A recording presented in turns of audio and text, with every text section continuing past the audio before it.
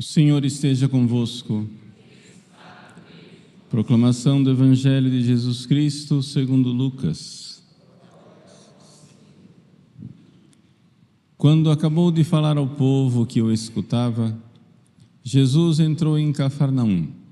Havia lá um oficial romano que tinha um empregado a quem estimava muito, que estava doente à beira da morte. O oficial ouviu falar de Jesus e enviou alguns anciãos dos judeus para pedirem que Jesus viesse salvar o seu empregado. Chegando onde Jesus estava, pediram-lhe com insistência: o oficial merece que lhe faças esse favor, porque ele estima o nosso povo. Ele até nos construiu uma sinagoga. E então Jesus pôs-se a caminho com eles. Porém, quando já estava perto da casa, o oficial mandou alguns amigos dizerem a Jesus: Senhor, não te incomodes, pois não sou digno de que entres em minha casa. Nem mesmo me achei digno de ir pessoalmente ao teu encontro, mas ordena com a tua palavra e o meu empregado ficará curado. Eu também estou debaixo da autoridade, mas tenho soldados que obedecem às minhas ordens. Se ordeno a um vai, ele vai, e a outro vem, ele vem. Ou o meu empregado faz isso, ele o faz. Ouvindo isso, Jesus ficou admirado. Virou-se para a multidão que o seguia e disse: eu vos declaro que nem mesmo em Israel encontrei tamanha fé. Os mensageiros voltaram para a casa do oficial e encontraram o empregado em perfeita saúde. Palavra da salvação.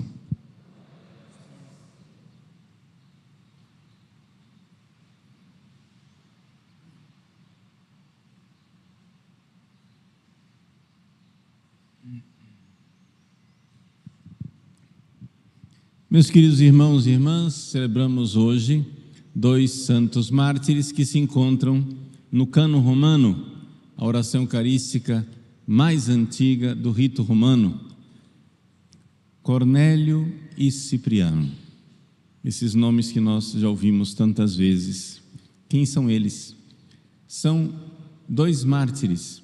São Cornélio era papa, São Cipriano era bispo no norte da África.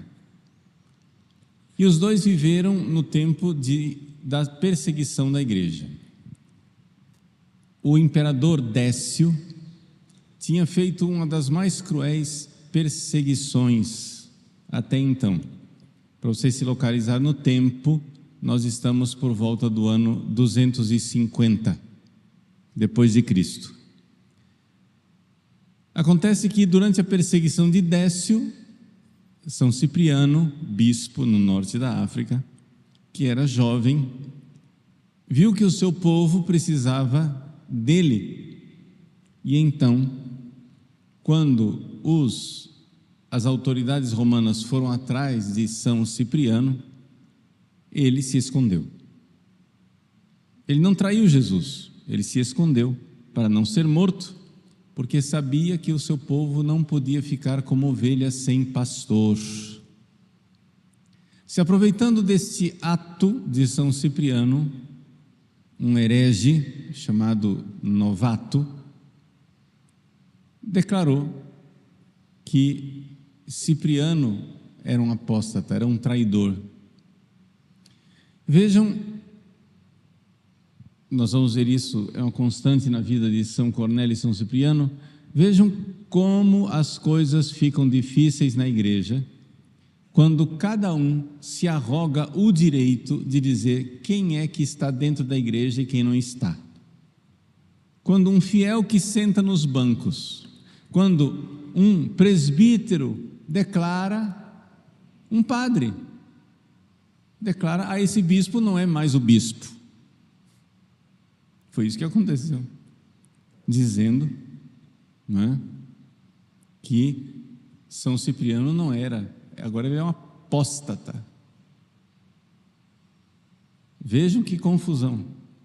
Se agora nós vamos deixar que cada um emita a sentença. Vamos supor que São Cipriano fosse de fato um traidor. Não era. Era um santo, depois ele morreu como mártir. Quando ele já velho, viu que fugir era inútil, porque ele já estava velhinho, ele se entregou no martírio, ele não estava com medo de morrer por Cristo, ele estava amando as suas ovelhas. Eles precisam de pastor, eu não posso, seria imprudente, seria louco da minha parte eu provocar o meu martírio, se eu posso evitá-lo, para que as ovelhas não fiquem sem pastor. São Cipriano não fez nada de errado, ele simplesmente fugiu. Ele não mentiu, ele não traiu Jesus, ele não fez nada. Mas o tal do novato pôs na cabeça que isso era uma covardia. Vejam que confusão. O Concílio de Constantinopla diz claramente que quando alguém declara que o seu bispo é herege, é cismático, e faz isso sem um decreto da igreja, mesmo que o bispo seja de fato herético e de fato cismático, mas você está fazendo isso por conta sua, anátema sit, tchau, você que está excomungado.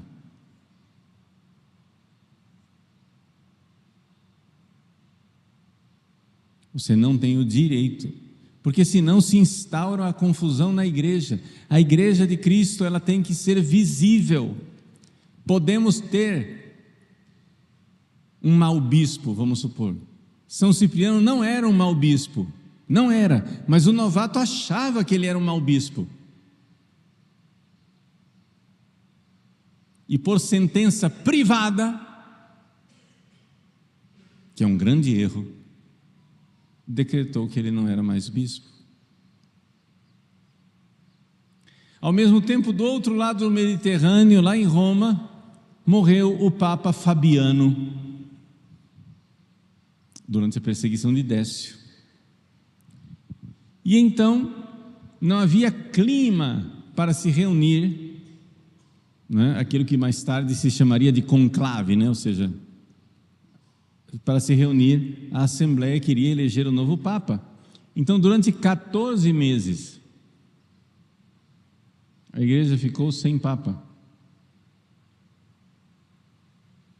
se aproveitando do clima que havia lá, do outro lado do Mediterrâneo, na África, em que os rigoristas, como Novato, diziam: Cipriano é um traidor, nós não podemos admitir de volta nenhuma dessas pessoas que apostatou, que traiu a igreja, nada de perdão para esse pessoal, rigorismo, esses pecados só serão perdoados se forem no juízo final.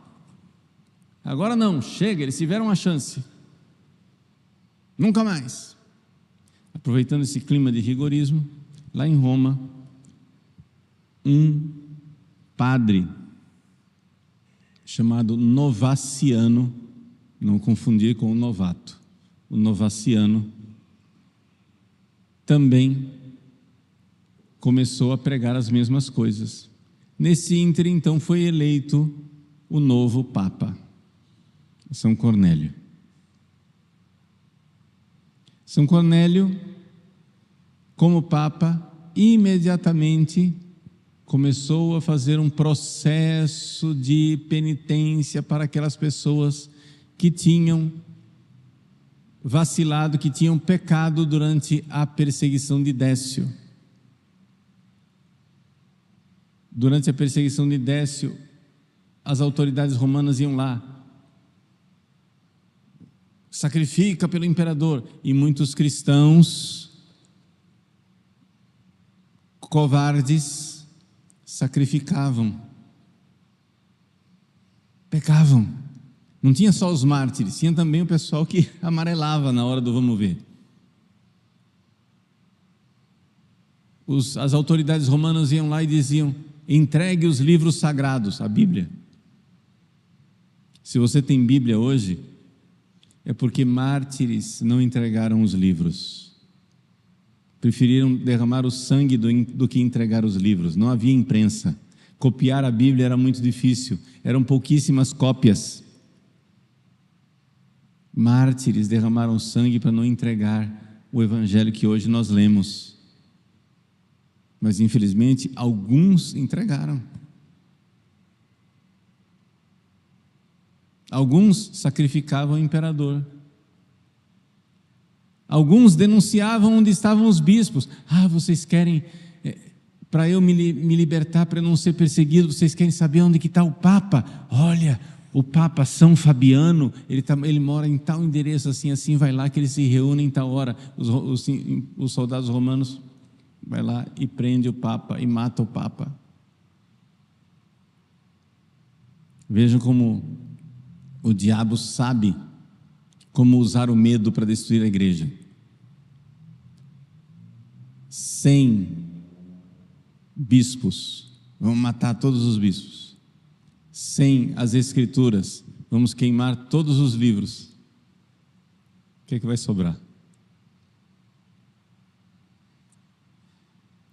Pois bem, então São Cipriano, vendo que muitos destes cristãos católicos tinham traído a fé, mas estavam arrependidos. São Cornélio, Papa, vendo que eles tinham traído a fé, mas estavam arrependidos, São Cornélio, então, aceitou que eles começassem um processo de retorno para a igreja, fazendo penitência. Novaciano, rigorista, chegou e disse: está vendo? Essa é a prova de que este Cornélio não é papa coisa nenhuma. E esse padre Novaciano se fez eleger papa. Cisma, 2 papas na igreja. O Papa verdadeiro e o Papa dos hereges, que se achavam puros, os verdadeiros defensores da doutrina. Os verdadeiros defensores da Igreja Católica fizeram um Papa deles. Esse cisma durou até o V século. Vejam que loucura, gente, quando um padre põe na cabeça de que ele privadamente pode julgar o Papa e dizer: esse Papa São Cornélio é um traidor, bom sou eu, santo sou eu, certo sou eu, vem cá, está faltando o Papa, então humildemente eu me ofereço, pronto, eu sou a salvação da igreja. Meus queridos, pode haver períodos de confusão na igreja, e de fato os há. Durante esses 2000 anos, confusão na igreja foi o que não faltou. Confusão da gente ter situações em que os fiéis estavam atordoados, porque houve na história da igreja maus papas. São Cornélio não era um mau papa, era bom. Mas houve maus papas. Mas seja o Papa santo ou seja o Papa pecador, ninguém tem o direito de privadamente julgar o Papa e dizer quem é o Papa. Esse aí não é mais Papa, cai fora, agora eu sei como que deve ser o Papa. Gente, se isso for instaurado na igreja, olha a confusão. Porque quando o Papa é um pecador, claramente pecador, como um Alexandre VI, era o Papa da época do descobrimento do Brasil, que cometeu graves pecados. Quando o Papa é um pecador, mesmo assim nós não temos o direito. Por quê? Porque se nós deixarmos o juízo para julgar quem é o verdadeiro Papa ou não, há um juízo privado, pessoal, meu, eu o fiel que senta no banco, ou melhor, ou pior, o fiel atrás do teclado do computador na internet, o fiel com seus dedinhos nervosos no celular, tecendo comentários, excomungando o Papa, dizendo que ele não é o Papa verdadeiro, excomungando os bispos. Gente, se eu deixo isso, o caos se instaura na igreja. O exemplo de São Cornélio e de São Cipriano é luminoso, porque São Cornélio era um bom papa, era um santo. São Cipriano era um bom bispo, era um santo. Mas o juízo privado de pessoas rigoristas resolveu decretar que eles não valiam nada. Certo eu, errado eles. Nada disso.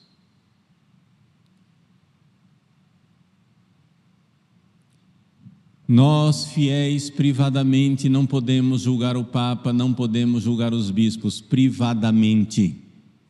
Nós podemos sim, atenção agora, hein? Parece uma sutileza, mas é importante e profundo. Nós podemos sim julgar que tal ato feito por um papa, um bispo ou um fiel, me parece a mim inexplicável, difícil de sintonizar com a tradição da igreja e eu ficar completamente perplexo diante de uma atitude de um papa, de um bispo, de um padre, porque eu sou um ser racional. Eu sou um ser racional e eu posso sim ver que tal ato é inadequado, tal ato é cismático, tal ato é herético, tal ato é pecaminoso. Eu posso fazer isso, mas eu não posso agora, por minha própria conta, então decretar que o bispo que fez isso não é mais bispo e que o Papa que fez isso não é mais Papa. Eu não posso fazer isso privadamente, porque é o caos que se instaura na igreja. A igreja não deixa esse tipo de juízo para o fiel privado. Não cabe a você. Se você vê que aquele ato é um ato que deixa você gravemente perplexo e você enxerga que eu não sei como adequar isso que está sendo feito com a doutrina tradicional da igreja, então não faça aquele ato.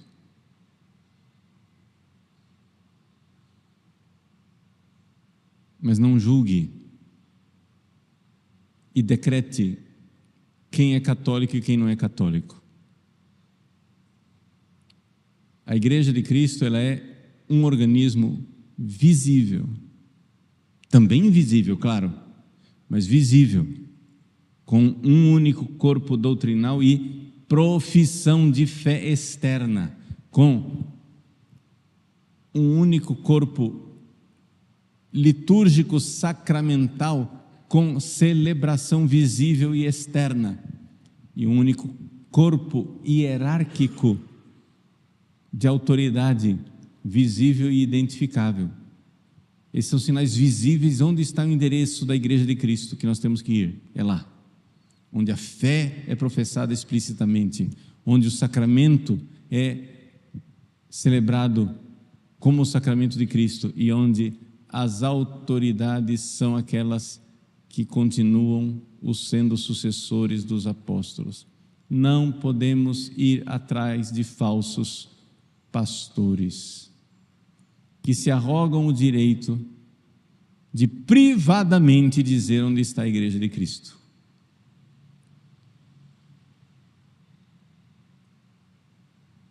Isso chama-se caos.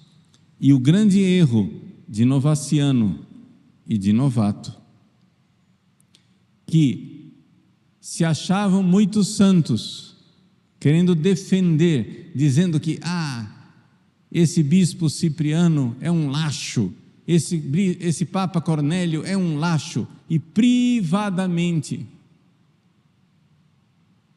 criaram um cisma. Isso nos sirva de lição. Porque seja o Papa santo, seja o Papa pecador, seja o bispo santo, seja o bispo pecador, a Igreja de Cristo tem uma hierarquia visível ao qual nós devemos estar unidos. Papas erram? Claro que sim. Mas o Papa não é infalível? Sim, o Papa é infalível em circunstâncias especiais. Mas papas podem cometer erros, inclusive os principais erros não são os doutrinais, são os pastorais, não é? Podem fazer coisas que prejudicam. Bispos podem cometer erros? Claro que podem cometer erros. A história da igreja está cheia disso. Mas nós não podemos agora sentar na cátedra do Papa e começar a julgar os papas. Quem julga um Papa é outro Papa.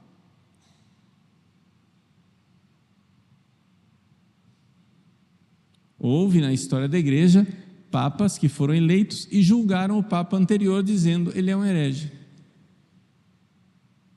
Mas eu, fiel privado, não posso fazer isso.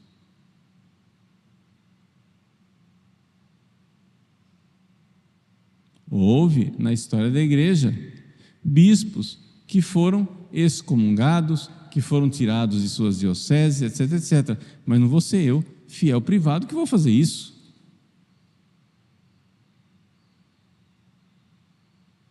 Vejam o gravíssimo erro de novato e novaciano, quando você deixa as coisas na mão do fiel privado. Pode até ser que ele esteja certo, mas ele não pode ser o critério, porque isso gera confusão, porque pode ser que ele esteja gravemente errado. Embora, sei lá eu, boa vontade, novato e novaciano queriam salvar a igreja de Cristo para que a igreja fosse pura, não tivesse esse pessoal sem vergonha que pecou e agora estavam arrependidos. Isso é uma, né? Mas havia uma grande soberba por trás disso. A soberba número 1, de não querer readmitir quem estava verdadeiramente penitente e arrependido. E a soberba número 2, de se colocar agora no lugar de julgar em nome da igreja de Cristo. Não cabe a nós. Portanto, peçamos a São Cornélio e São Cipriano que no céu intercedam por nós e nos deem a graça de permanecermos firmes na igreja visível de Cristo, mesmo nos tempos de tempestade. Nos tempos de bonança é fácil. Nos tempos de tempestade, como a tempestade e as perseguições que sofreram São Cornélio e São Cipriano, é difícil. Sejamos humildes, sejamos fiéis. A humildade de dizer, não sou eu que me sento na cátedra de juiz para julgar. Existem os juízes constituídos pela igreja, o Papa, os bispos, o concílio, esses são os juízes, não somos nós. Mas ninguém está fazendo nada. Reza e seja fiel.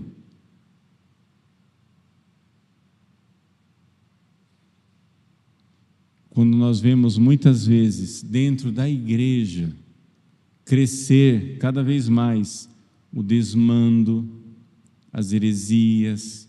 A gente vê crescer cada vez mais os abusos, a falta de fidelidade. Quando a gente vê crescer cada vez mais, né, a presença de pessoas que pregam uma doutrina que não é a católica, o que é que você faz? Número 1, estude mais, reze mais, seja fiel, esclareça a sua fé no catecismo, esclareça a sua fé nos concílios, mantenha a sua fé na fé dos apóstolos, no ensinamento sólido, e reze. Reze. Você provavelmente vai apanhar dos dois lados. Vai apanhar de quem é rigorista e acha que não tem que condenar todo mundo. E vai também apanhar do lado dos laxos que dizem: o que é isso? Imagina, se é pecado, não é pecado coisa nenhuma, né? Vamos ser felizes. Mantenhamos-nos firmes na fé dos apóstolos, na fé dos santos, na Igreja de Cristo, a Igreja visível de Cristo, a profissão de fé externa, a administração dos sacramentos de Cristo e a mesma hierarquia. Este é o endereço visível da Igreja de Cristo. Você constitui uma hierarquia paralela por sua conta. Você está profundamente errado.